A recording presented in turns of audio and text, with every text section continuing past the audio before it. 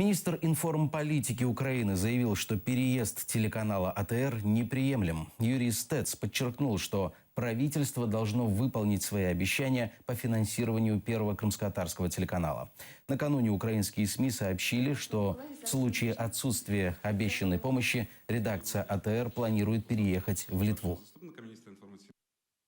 Бо ті кошти, які ми мали б як Кабінет міністрів виділити телеканалу АТР, не виділені до сих пір. Є ризики, загрози того, що через це телеканал може мати таке розуміння і бачення, що він змушений буде переїхати працювати в одну з Балтійських країн, Литву. Це неприйнятно, моя позиція не змінилася.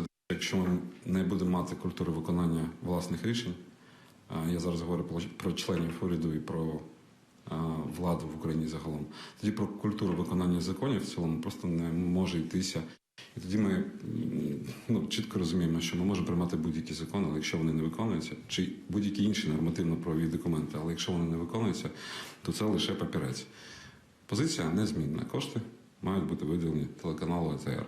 Переконаний, що так само таку ж саму позицію, політичну волю має прем'єр-міністр, тому що чув від нього особисто, бачив його очі і вірю про те, що в ній є політична воля.